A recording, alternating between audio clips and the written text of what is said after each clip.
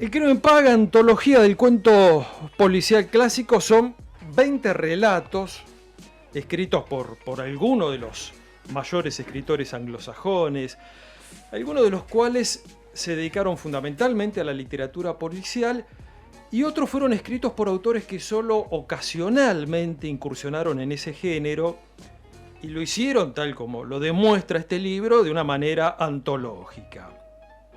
Bueno, el responsable de esta recopilación es el mismo que escribió el prólogo y no es otro que Juan Sasturain, uno de los más notables escritores argentinos y un muy querido amigo. ¿Cómo andás, Juan? Te saluda Sergio Marelli, acompañado por Guido Guaragni y Santiago Marelli. Hola, Sergio. Sí, Juan querido, ¿cómo andás? Muy bien, viejo. Muy bien. Un gusto escucharte, Igualmente, quiero empezar felicitándote por el premio Hammett que se dio en la Semana Negra de Gijón, que ganaste este año con el último Hammett, y más allá de que se trata de un premio muy prestigioso, ya que tenga el nombre del flaco es motivo de orgullo, ¿no? ¿Qué te parece? ¿Qué te parece? Sí, es una razón más para estar muy satisfecho con eso, sí.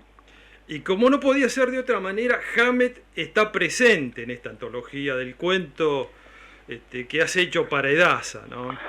Sí, aproveché para elegir algunos cuentos de los autores más conocidos, o de los autores más inevitables, digamos, saludablemente inevitables. Elegir algunos cuentos que no eran precisamente los que aparecían más regularmente en las antologías. En el caso de Hammett y en el caso de Chandler, elegí cuentos, en el caso de Hammett el primero que publicó y en el caso de Chandler el último, ¿no?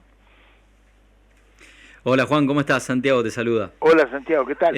Muy bien, gracias. Y a propósito de esta nómina de autores, otro de los más conocidos es Raymond Chandler, por supuesto, sí, al que personalmente asocio al detective Philip Marlowe, y eso claro, me lleva también a Triste, Solitario y Final, para claro, preguntarte un poco Soriano. Exactamente. ¿Cuál fue tu relación con el gordo?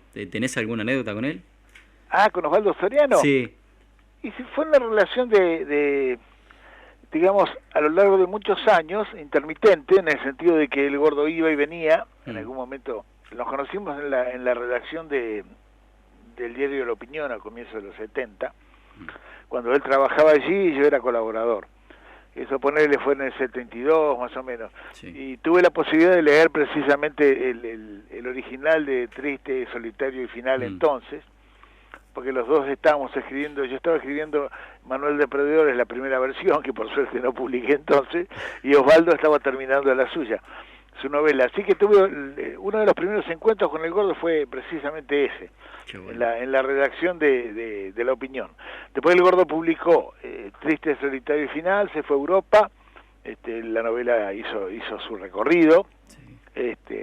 Publicó otras cosas allá, y en la época de la dictadura, cuando él estaba interdicto acá, digamos, desde la revista Superhumor tuvimos la suerte de poder publicarlo, publicar cosas de él, comentarios de sus novelas publicadas en el exterior, en el caso de Cuarteles de Invierno, o las versiones en historieta que hicimos en la revista Superhumor con textos de él.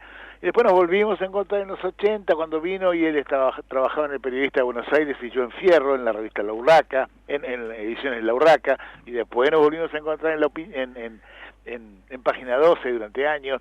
Así que ha sido una relación de 30 años, digamos, de encontrarnos y cruzarnos por las pasiones, por los gustos y por los lugares de laburo. Qué bueno, ¿no? Eso de asociar al gordo Soriano con Chandler, a quien tanto admiraba. Claro. Y Chandler está, por supuesto, también presente en este libro. Qué gran escritor Chandler, más allá de los géneros literarios, ¿no? Un estilista. Él siempre decía que él no escribía policiales, él escribía prosa inglesa, ¿no? Claro, lo cual marca la existencia misma del escritor. Un escritor escribe textos, ¿no? No publica libros, escribe textos. Después los libros son resultado de esa escritura, ¿no? Pero en el caso de Chandler es muy lindo porque encontró el género policial, digamos, en términos relativos tardíamente, ¿no? Él había intentado escribir otro tipo de cosas cuando en Inglaterra cuando vivió de joven, y luego vio, ya cuando tenía más de 40 años, vio la posibilidad de escribir ese tipo de textos que le gustaron en las revistas populares, y hizo un verdadero ejercicio de estilo, leyó a los que ahí publicaban, empezó a escribir textos a la manera de, y en, qué sé yo, un poquitito más de 10 años hizo todas las novelas todos los cuentos y todas las novelas de Marlowe, ¿no? Desde fines de los 30 hasta comienzos de los 50. Es un caso muy lindo. Además, hay una cosa muy particular con Hammett, y que aparece de algún modo en mi novela, que es el hecho que ambos se continúan. Cuando Hammett deja de escribir, inconscientemente se produce la irrupción de Chandler, es decir, que son sucesivos, ¿no? En la historia del género son exactamente sucesivos, ¿no? Aunque tenían la misma edad prácticamente, ¿no? Está muy buena la genealogía del relato policial que haces en el prólogo, ¿sí? Y que remontás a la Biblia poniendo a Dios como el primer autor policial, ¿no? Es muy ingenioso ese rastreo. Bueno, la referencia a textos que son plausibles de ser leídos como policiales, hace que, si bien el género, en términos, podemos decir, oficiales, nació a mediados del siglo XIX, un poco antes, con la obra de Edgar Poe, ¿no? Hay una manera de acercarse al texto que hace que textos muy anteriores puedan ser leídos como policiales. El policial también es una manera de leer un texto. Podés leer Crimen y Castigo como si fuera una novela policial, ¿no? Y en ese sentido es muy interesante visiones de ese tipo que han hecho una lectura a través de toda la historia cultural de la humanidad y han encontrado, claro, obviamente, ya está en la Biblia, ¿no? En el caso de rastreo en la Biblia, es importante lo que escribió en su momento Rodolfo Walsh. Rodolfo, además de ser un gran cultor del género, y una escritora seca, ¿no? Y antólogo, ¿no? Gran antólogo de la literatura policial argentina, por ejemplo, Rodolfo escribió textos en los cuales rastrea en la Biblia al el que él considera el primer detective, que queda registrado, que es Daniel, el profeta Daniel. Daniel, cuando el pueblo judío estaba en el libro de Daniel, ¿no es cierto?, que pertenece al Antiguo Testamento, cuando el pueblo judío estaba cautivo de los caldeos de Nabucodonosor, Daniel, el joven Daniel, es convocado por el rey para que lo ayude en la corte, y ahí es cuando resuelve un par de enigmas que el emperador le plantea, por ejemplo, decodificarle algún sueño, resolverle alguna cuestión. Por eso, el nombre de Daniel aparece en el primer detective de la obra de Rodolfo Walsh, que es el detective Daniel, que es el periodista, de algún modo, Daniel Hernández, ¿no? Daniel Hernández es el primer personaje que crea Rodolfo Walsh como detective, que es el protagonista de las historias de Variaciones en Rojo, ¿no? En fin, es muy interesante todo el tema, ¿no? Y Juan, ¿qué es lo que más te atrae del género policial? Del género policial, los escritores, ¿no? Los autores, ¿no? No soy particularmente un lector de género, yo soy un lector de autores. Claro. Todos estos que están acá,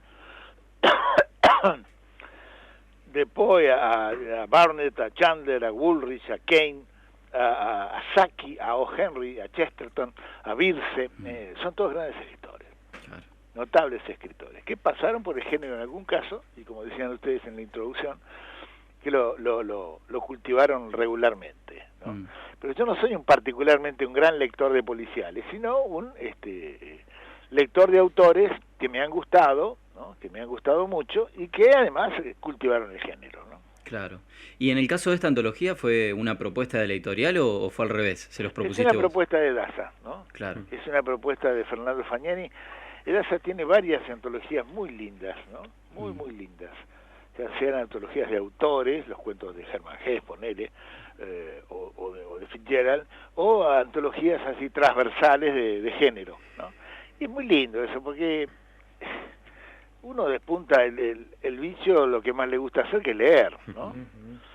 Entonces, hacer una antología es darse el gusto de leer y de escribir sobre los autores que uno quiere, y de escribir el cuento, rastrear las fuentes, de dónde salió, dónde se publicó. Lo hice con muchísimo gusto, y además utilizando antologías anteriores de otra gente que ha laburado tanto, como Jorge Laforgue, como Elvio Gandolfo, o como tantos otros que han hecho laburos anteriores, o como el mismo Borges y Bioy. Es decir, uno, entre tantas cosas que lee antologías también, ¿no? Claro.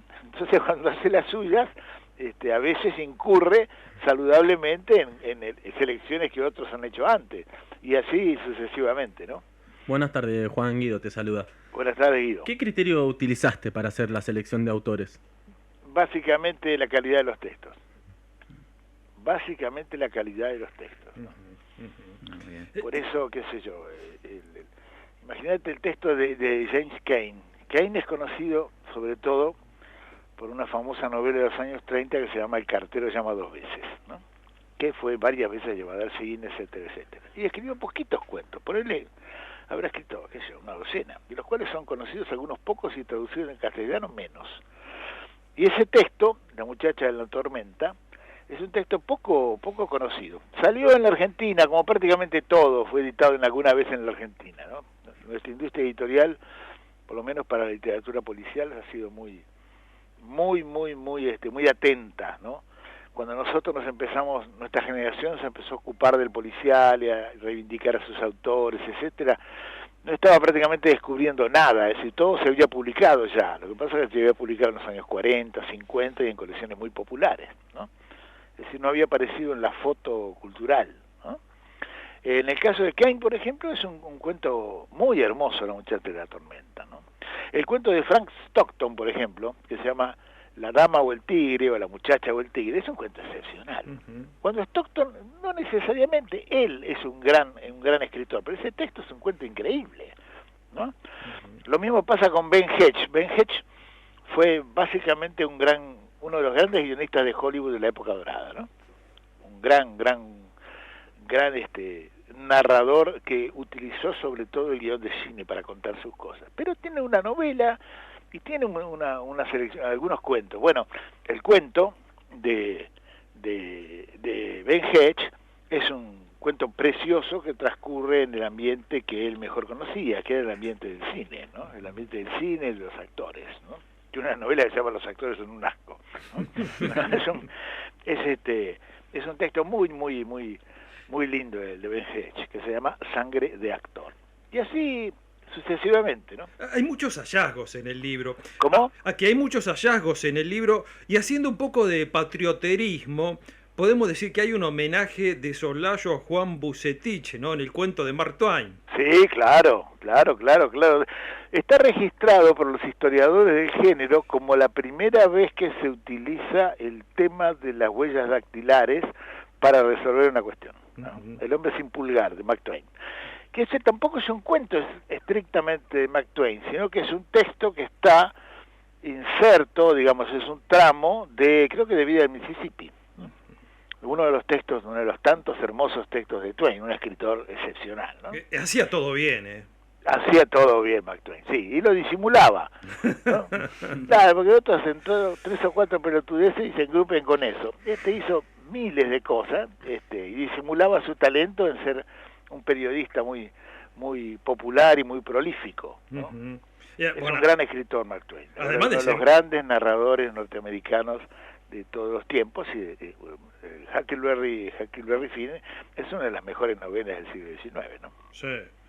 Y además de ser un tipo de un talento literario descomunal, la tenía clara, era un norteamericano antiimperialista, ¿no? Sí, tiene los textos, es un crítico. Bueno, en ese sentido lo tenemos a Mark Twain, que tiene más humor, que tiene muchísimo humor siempre, ¿no es cierto? Un gran crítico, un gran gran observador, muy perspicaz de su época, de su tiempo y de su país y de su gente.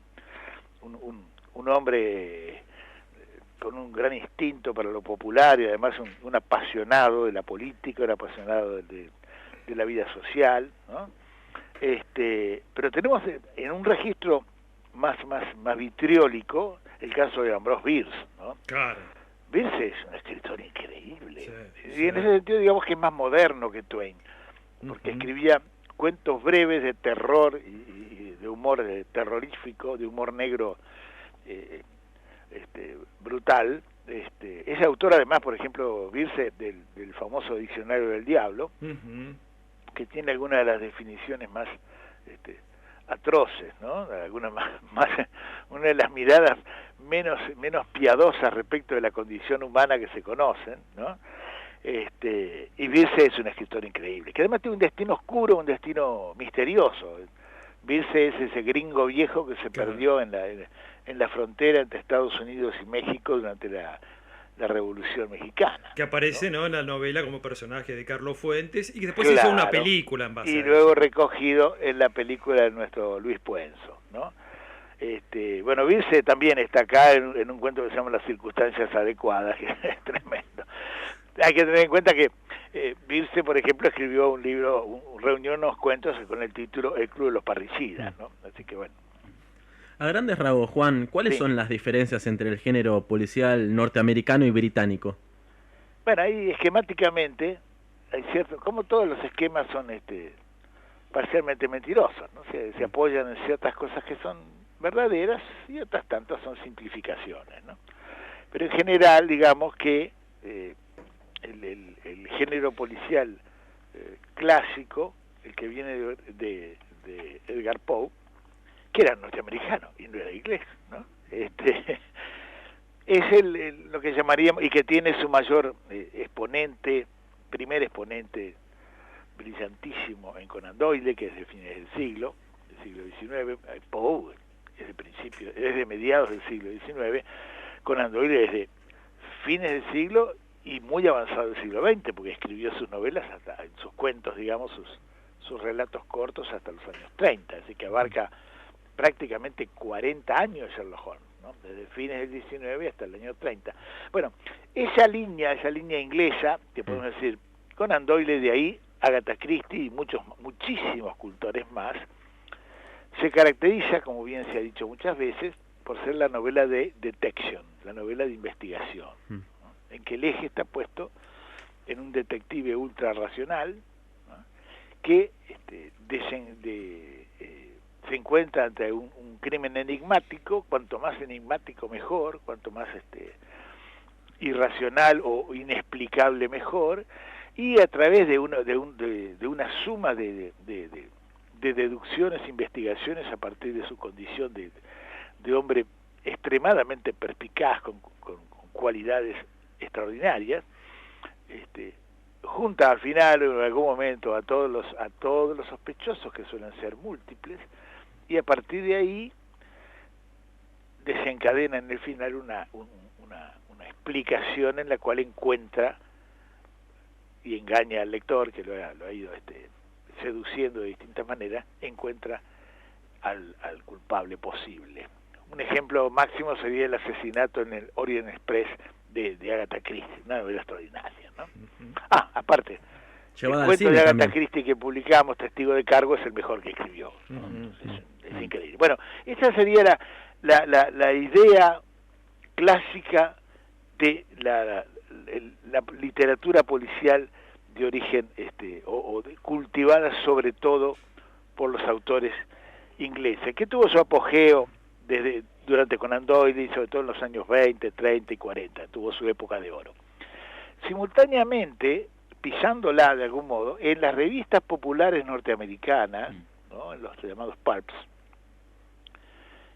que publicaban novelas de aventuras, que publicaban novelas de cowboy, novelas de terror, también publicaban novelas de acción policial, y en ese lugar, en ese espacio de literatura, se empezaron a publicar textos que tenían en común el hecho de que, bueno, había crímenes y había investigadores, pero que en algunos de los cultores de ese estilo, que es el caso básicamente de Dashiell Hammett, el autor que de algún modo nos convoca hoy, la investigación, el hecho de la investigación, el hallar el culpable, etcétera, no tiene las características habituales de la inglesa. ¿Por qué? Porque en lugar de ponerse el énfasis en la condición ultra racional y casi de un juego de ingenio o de un rompecabezas que debe ser armado en la disolución de un enigma. Acá lo que sobresale sobre todo es la acción. Aparecen los cadáveres, aparecen los tiros, y el detective es uno más que está metido ahí en medio de ese semejante quilombo de tiros que van y vienen, y en medio de ese ambiente desordenado, que no suele ser sobre todo el ambiente de las clases altas, sino la Norteamérica de los años 20 y 30, es decir, el universo de los gángsters, el universo del delito, el universo de la corrupción, se van resolviendo, algunas veces bien, algunas veces mal, cuestiones. Ahora, ¿qué pasa? ¿Cuál es la diferencia básica? Hay diferencias estilísticas. En el caso de los escritores norteamericanos, en el caso de Hammett, de Chandler sobre todo, encontrar una nueva manera de escribir, sobre todo un estilo, una manera, y además una nueva manera de reflejar el mundo social en el cual transcurría el crimen. En este caso, si bien en las novelas de Agatha Christie, por ejemplo, no interesa por qué realmente se comete el crimen, por qué la flecha con curare mató con un flechazo en el cuello mientras jugaba al golf al Lord Castlemaine, ¿no? Porque puede haber sido cualquiera, ¿no? Para quedarse con la herencia, ponerle. Pero en el caso de Chandler, en el caso de Hammett, la cuestión es que la violencia y el crimen son resultado de circunstancias sociales que tienen que ver básicamente con la presencia del dinero y con la influencia del poder, ¿no? Poder, dinero y violencia aparecen íntimamente ligados, no necesariamente en forma testimonial, sino en los hechos mismos, ¿no? Entonces, es una novela de algún modo, aunque no tenga ese nombre, de realismo social. Entonces tiene una repercusión, o una manera de darle forma al relato que da una imagen de la sociedad muchísimo más realista, digamos, sin que eso necesariamente sea un valor, pero lo tiene, ¿no? Entonces, una es una novela mucho más pura de juego intelectual, que puede ser muy buena y extraordinaria, y la otra es una novela que también tiene eso, porque también hay que desentrañar un crimen o desentrañar un misterio, pero en que hay un contexto social en que está mucho más presente, y además hay una cuestión de estilos, ¿no? Una novela como Cosecha Roja de Hammett es una obra maestra, no solo porque hay 22 cadáveres, ¿no? Pero no es una obra maestra porque tenga 22 cadáveres, sino por el ritmo y por la historia que cuenta en un pueblo atravesado por la corrupción, ¿no? Hay en el libro un cuento de uno de los escritores preferidos de mi infancia, sí. Y ahora que han pasado muchos años, demasiado de esa infancia, sí. Sigue siendo uno de mis escritores preferidos, Jack London, ¿no? Ah, London, sí, claro. Claro. Qué gran personaje. Bueno, hablamos de la lucidez ideológica de Mark Twain y Ambrose Bierce, pero Jack London tenía lo suyo también. Claro, bueno, además London fue un explícito socialista, un hombre que en su juventud, bueno, siempre fue joven London, ¿no? Claro, pues murió menos de 40 años. Claro, ¿no? Murió muy joven, sí, y además produjo mucho durante un periodo muy breve y muy intenso, ¿no? Pero participó de aquella famosa marcha de los desocupados de comienzos de la primera década del siglo, escribió sobre eso, escribió novelas utópicas como Antes de Adán, escribió El Talón de Hierro, que es una novela también de profundo entre la ciencia ficción y el alegato social, y este cuento, que el título, la versión del título original se la debemos como tantas cosas a Jorge Luis Borges. Se llamaba en inglés algo así como Los lacayos o como los esbirros de Midas, ¿no? Y que muy borgianamente, como no podía ser de otra manera, Jorge Luis la tituló Las muertes concéntricas, ¿no? Como muertes sucesivas. Bueno, este cuento es un cuento en que lo social está muy pegado al enigma, ¿no? Es muy lindo. La verdad que London, que no cultivo particularmente el cuento policial, ¿no? Pero sí, bueno, la presencia de la muerte, del peligro, de la vida como riesgo, tan buenos como estos son muchos los cuentos que habrás leído en su momento, las novelas que habrás leído, que tienen que ver con el conflicto o la relación con la naturaleza, ¿no es cierto? Con la naturaleza del Ártico, ya de la llamada de la selva, o los cuentos, todos los cuentos del Yukón, etcétera, etcétera, algunos de ellos excepcionales, ¿no? Qué bueno lo que dijiste de Borges, ¿no? Sí. Sin duda, cuando se trataba de literatura, el viejo acertaba siempre, escribiendo, traduciendo, lo que fuera. Sí, es un lector maravilloso. ¿Cuántas cosas le debemos, no? El artículo, por ejemplo, que él escribió, el ensayo que escribió, que era el texto de una conferencia sobre Nathaniel Hawthorne, el autor de qué sé yo, los siete tejados, y en este caso algunas de las historias dos veces contadas. Nosotros acá tenemos la reiterada muerte del señor Higginbotham. En el caso de Hawthorne, por ejemplo, fue un lector muy perspicaz, ¿no? En el caso de Poe también, ¿no? En el caso de Wilkie Collins también, fue de los primeros en la Argentina que hizo suya la opinión de Eliot sobre Collins, ¿no? Que, bueno, La piedra lunar era la primera y la mejor novela policial, lo cual es una afirmación cualquiera, pero Wilkie Collins es un gran escritor que acá lo tenemos también, ¿no? Y Stevenson también, lo hemos aprendido a leer y disfrutado a través de Borges, ¿no? Bueno, y de alguna manera, bueno, hablamos de Mark Twain, que era muy admirado por Borges, ¿no? Quizás de una manera transitiva, porque a Kipling le profesaba una gran admiración a Twain, pero está presente también otra de las debilidades literarias de Borges, que es Chesterton. Chesterton, y bueno, ese lo amamos todos, ¿no? Chesterton es una cosa muy seria, ¿no? Su padre Brown es extraordinario. Sí, claro. Yo elegí, porque Chesterton tiene varios detectives, ¿no? El padre Brown es el más famoso y el que le dedicó más, pero tiene varios, ¿no? La venganza de la estatua, que es el cuento que yo elegí, pertenece al ciclo de un ciclo de cuentos maravillosos que se llama El hombre que sabía demasiado, ¿no? O sea, además fue un titulero siempre monstruoso. No, es extraordinario, sí. El hombre que sabía demasiado, que no tiene que ver, no es la novela, no es la película de Hitchcock, ¿no? Que la hizo 2 veces además, ¿no? Sino que, bueno, coinciden en el título, ¿no?